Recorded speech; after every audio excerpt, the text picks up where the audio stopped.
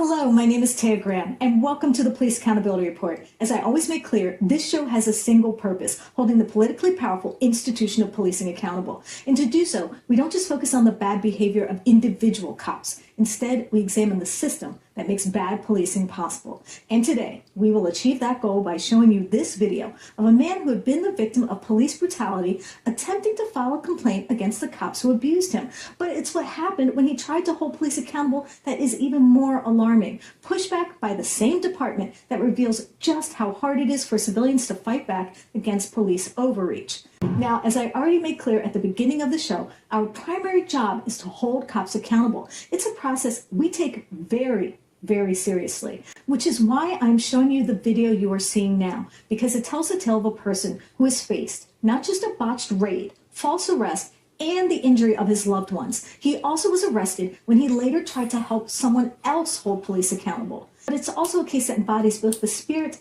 and the serious obstacles to watching cops, how hard it is to push back against their overreach and fight for our rights regardless. The story starts with this video. It depicts the moment when a Southeast Indiana regional SWAT team descended on the home of Chris Reeder in Lanesville, Indiana on September 30th of 2020. According to a lawsuit filed by Mr. Reeder, the SWAT team was serving a falsely obtained warrant searching for drugs. A warrant, we will learn later, had little to do with illegal narcotics, to say the least. But that didn't stop the battery of officers in full battle gear from violently entering their home. I'm coming! I'm coming! Wait! Hold on! Hey, we're opening it! Wait! Wait! Okay, whoa, we'll get it shot! Oh my god! Oh my god! Now, it's worth noting, no drugs were found. And, as I already said, the lawsuit alleges that police instigated the militarized tactics you are seeing over something other than a crime. But even though the search was far from fruitful, the cops still manhandled Chris Reeder's girlfriend, Tiffany, who you couldn't see, but you can hear, and they threatened their family dog. Take a look. Oh my god! Oh my god!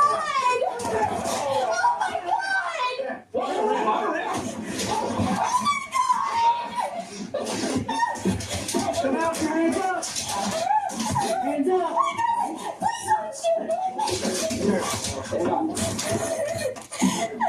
Show me your hands up.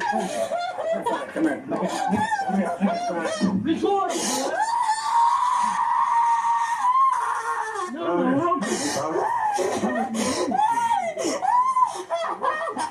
Why are there so many cops here? Still, even though police could not find any hint of drugs, even though Mr. Reeder and his girlfriend Tiffany Napier had not broken the law, the officer continued to search and harass both of them.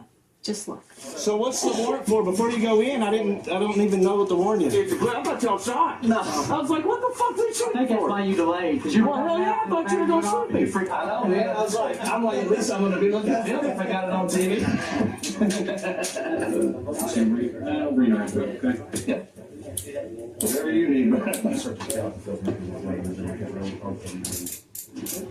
Now, after a lengthy search turning up nothing, and after handcuffing Chris and injuring Tiffany, the officers simply departed without a word, without an apology, not even acknowledging the unnecessary risk and trauma the entire ordeal had inflicted on the family. It was only after Chris filed this lawsuit that the officers involved were finally forced to confront the truth about what had actually occurred and the real motivation behind it. But first, I want to show you another incident that happened after the raid, an encounter with police that occurred after Chris decided it was time to dedicate his life to holding police accountable. That's because the video you're watching now shows Chris helping a disabled man file complaints against officers who had injured his son during an arrest. Chris had agreed to serve as a guide for the elderly gentleman who was seeking some justice from the Clarksville Police Department. That department, he alleged, had abused his son during an illegal arrest. However, when they arrived, almost immediately there was pushback. When cops on the scene suddenly produced a warrant to arrest him, it seemed like once again the police department was acting in bad faith. Just look. I made the call about 2 or 3 minutes ago. All we got to do is come out and get this document, but I did request for them to give us the CAD report as well as the actual police report on that incident that they would have Hi, Phoenix. Oh, there you are. I'm Chris. John. Nice to meet you, John. Well, you mind turning around, put your hands behind back. You have an active warrant. For what? From 1999. Possession of marijuana. You're full of shit. No, I'm not. No. Yeah, you are. I have never had Turn marijuana. around, put your hands behind your back. All right, Joe. There. Yeah, he can film. You gotta put that phone down. I don't even do marijuana. You guys are doing this to try to get a lawsuit, ain't you? And guess what? They were. Turns out the warrant was for a marijuana possession charge from 1999 for a man with a last name that sounds the same as Reader, but was spelled with 2 E's and a D. I'm not kidding. These cops were so intent on retaliating against Chris, they tried to arrest him for someone else's crime. Now, Chris was eventually released after he pointed out the error, but not before police had again inflicted him with the trauma of the arrest of an innocent man. Now, there was also another party working behind the scenes that may have played a role in the raid. It's something we're familiar with on the show, which we call propaganda. And now to get more on what happened during the raid and his efforts to hold police accountable going forward and to hear how this has impacted both of them, I'm joined. So first, tell me about the incident when you went to make this complaint or records request. Well, I was with the father of a victim of police brutality, excessive force case that's actually made mainstream. It's being done, investigations being done by the feds on it.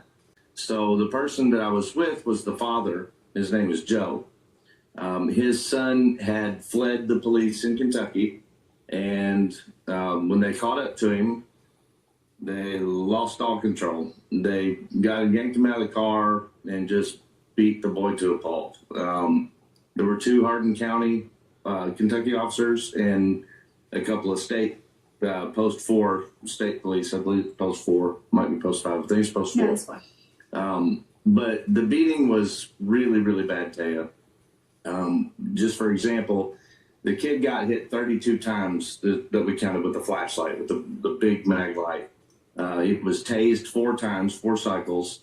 He had been in the car with his girlfriend at the time, which I later learned that she was pregnant. And I was told that it was reported that she was also tased just sitting in the passenger seat, doing nothing at all. Wasn't even involved in any of it. So what I was doing was, he had told me that he was intimidated by the police, in that when he did try to go and file grievances and stuff, they scared him out of there. And so I told him, hey, I'm not scared of them. I'll go with you and I'll file one myself. So you were there to make a complaint on the behalf of a police brutality victim and his family. When did things suddenly go south? Pretty much right off the bat, tell you. They weren't very happy that we were there. As soon as they found out we were there to do a grievance, I'm talking about the police, they weren't happy with us, our presence. The dispatcher got short with me and said that they were going to call a road patrol officer in, when I specifically asked for a supervisor for nothing more than to file a grievance. So I knew then that that was an intimidation factor, that they were going to send an armed officer in uniform to come and confront us. So that was pretty much at the point I knew it was getting ready to go south. So you were there exercising your rights to petition the government for redress of grievance. How did this turn into an arrest? That's a good question, Tia. I'm still not real sure how it turned into an arrest, but I'll tell you what they said. So they came out, the armed officer in uniform came out, and he said, and I was talking to the supervisor, I just turned in the grievance complaint form to the supervisor, filled out and done. And so the officer comes out and he says, you're under arrest for a warrant from 1998. Now, I had no idea what he was talking about. You know, I didn't know what he was talking about. And I hadn't identified either. So my first question obviously was, how would you have a warrant for somebody you don't even know who I am? You know? So he starts presenting, he puts me in the handcuffs, and I'm under arrest at that point.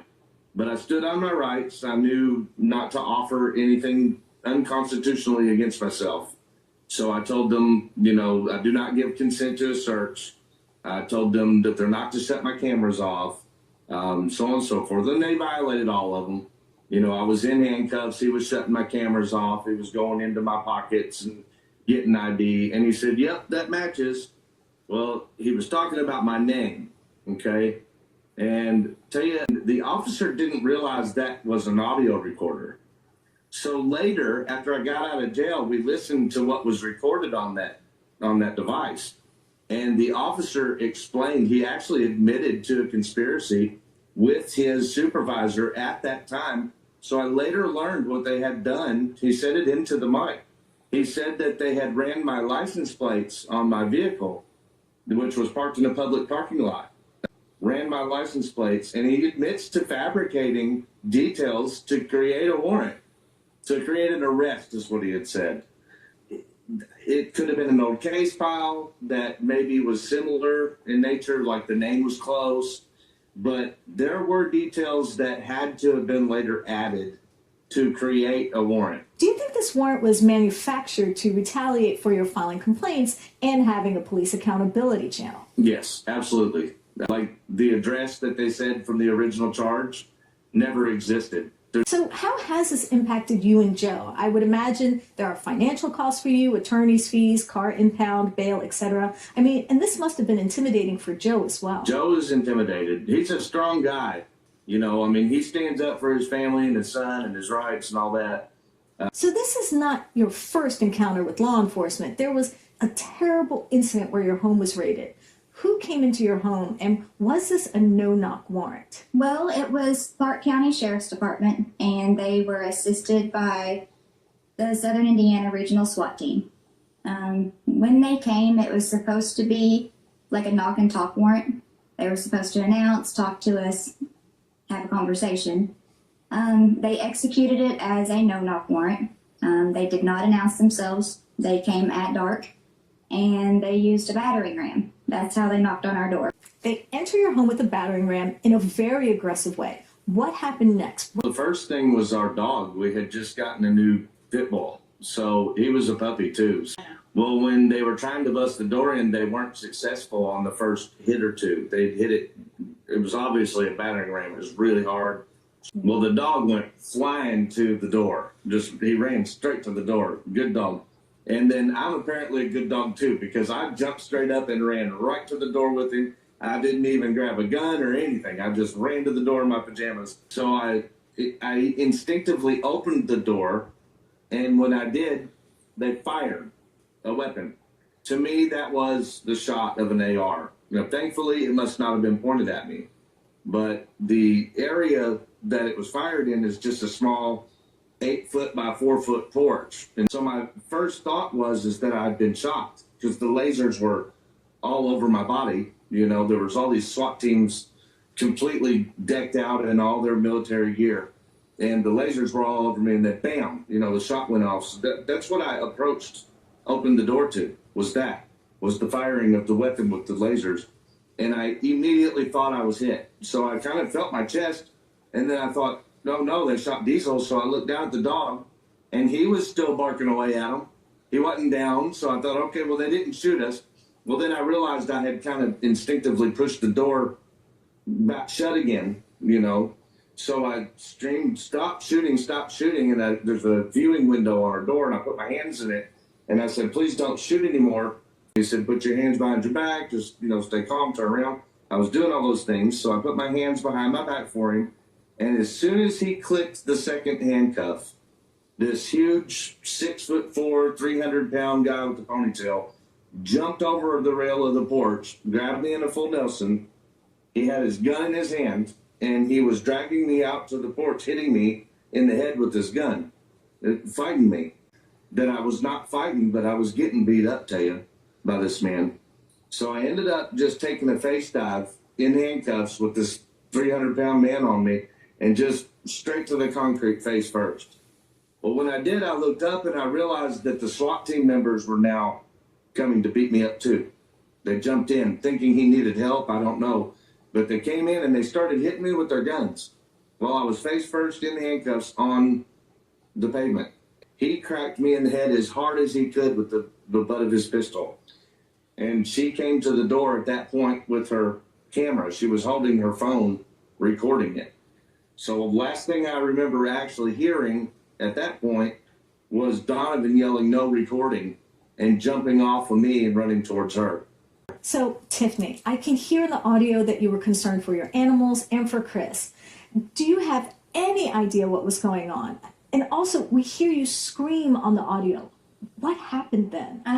Well, I had no clue who could have possibly been at our door, and I had no clue who could have been so angry that they were making our whole house shake when they were at the door. It was pure chaos whenever I went outside. I seen that they had Chris, and I was trying to record that, and right whenever they did find out that I was recording, I don't know if you can see it in the recording, well, I seen him coming right at me. And at that moment, I didn't have my phone in my right hand anymore. I had switched it over to my left. So what he ended up grabbing whenever he was trying to grab the phone was my hand. And whenever he went to pull it, you could see, if you were there, you could see him like it was all of his force coming down. And I was up on our step, and he pulled me so hard that it pulled me down off of the step. And that's whenever my T12 was refractured and my right rotator cuff was torn. So we hear this blood-curdling scream in the audio. When did you realize that you had a serious injury? Well, the pain that I felt, it was instant. I don't think that I was feeling it to the full extent of the damages I received because I had a lot of adrenaline going on. There was a lot of fear I was experiencing, and once that started wearing off, then I started feeling the injuries a lot more. And that's whenever I started asking, can you guys get me an EMT? And they told me, just wait until this is over. And that's the only answer I got. They never got me any sort of EMT. And They refused us throughout the entire 5.5 hours they were here. I don't mean to interrupt, but No. It was intense because it was about 15 minutes in. She started saying, guys, I'm hurt, and their answer was, well, you're going to be fine. We'll be out of here soon. Well, she wasn't fine, Taya, I wasn't okay. After the event, when we finally did go to the hospital on our own, the police never did get us EMTs. No. Her new image showed a for sure new big fracture, as well as he had pulled her arm so hard that he had actually also hurt her rotator cuff. This is just absolutely horrifying, and I am so sorry that you went through this, but there is insult to this injury. You two were supposed to be TV content, right? I mean, this raid was supposed to end up being entertainment. Apparently. So this area is notorious for the sheriff of Clark County, Indiana. He is the author of the show 60 Days In. They got their start by having their moment of fame being on Live PD, the television show Live PD. And then they did the 8 or 10 years of Jamie Knowles' show, which was 60 Days In.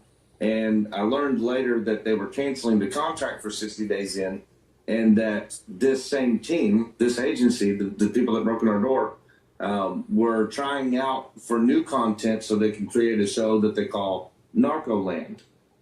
So what they've been doing is they have been executing these no-knock raids in hopes to find drugs so that they can have content for their new TV show that they're pitching to replace the TV show 60 Days In. I mean, they're not actually substantiating these warrants. So what they're doing is they're trying to rush to beat a time frame that's required for this new TV show's content to be produced. So basically, they're just going out and filming and then creating their PC to fill in the blank space. On the legal side, they're coming backwards Yeah. and trying to make a probable cause after the fact. Yeah, to fit their narrative. Because they're already busted in people's doors. That's what they're doing. If they get the slightest little inclination that someone might have drugs in their home, this team is just busting in their house and expecting to find drugs. And I'm sure the camera crew is just one vehicle behind them. And that's how they did the Live PD when they did this area. The camera crew would follow the police, so the police would initiate. And then after a few minutes of the police interaction, then here would come the camera crew out of their SUV. Or one of the officers that came in was wearing, it was a strap that I'll always remember. It said Vivitar on the strap. And the camera was just like this little cheap, something you would buy at Target, just a little I'm assuming the only reason that he could have had this camera on him, this was his own personal little camera. The only thing he could have needed that for would have been B-roll content. I think they intended on recording a little bit with their own little devices, and then the camera crew was probably going to come in. Were either of you ever charged with anything? That's two different questions. No, we were not charged with anything. There was nothing to charge us with. They tried to get you for your trash can. They not to say they weren't making attempts. They were desperate to find a reason to charge. Yes. They were doing everything from questioning her, trying to get her to incriminate me, telling her to say that I beat her up or hurt her back. Well, Donovan Herod and another officer pulled me off to the side. And they were like, so we heard that, you had hurt your back previously. Yeah. Well, we were told that Chris did that whenever he beat you up. I was like, no. And they kept questioning me, asking me the same thing. I was like, are you wanting me to lie to you? I was like, is that what you're trying to get me to do, is to lie? Because I'm not going to do that. But I have a trash can that I purchased from the city I lived in 10 years ago. And I purchased the trash can, but it still has the city name on the side of it. So one of the things that one of the officers wanted to arrest me for, he was talking to the other cops. He said, his trash can's from Jeffersonville. Can we arrest him for that? And the other cops kind of laughed at him and said, no. Well, and then they said, but can you produce a receipt? Can you produce a receipt? So I got lucky and actually had the receipt in my computer. I showed them a receipt for a trash can from 10 years ago. But they didn't have anything to charge us with. Okay, there was no charges whatsoever. But the warrant was actually, they fabricated the reason. They thought we had drugs. They were told by a source that I'm not going to name, but we know who it was, who lied to the detectives and said that her and I were involved in the Mexican mafia distributing and manufacturing drugs from our basement. So that was what they were really here for. But what they used was, my uncle had just passed away, and he left me the executor of a piece of his will. Well, there was a motorcycle and trailer that he wanted to make sure that I maintained, like I chose what to do with it. Either I was to keep it for myself or, it was his will. So that was what they created their reason for being here on. So they actually ended up taking it, Taya. They took the motorcycle that my uncle had just passed away and left to me. And, I wasn't going to keep it anyway, but I wasn't just going to sell it either. I planned on honoring my uncle's life with that motorcycle. I wanted to do like a paint job in his memory and let his bike crew ride it for memorials and charity events and things like that. But they took it because they had to do something to cover for their falsification of all this. So they never gave it back.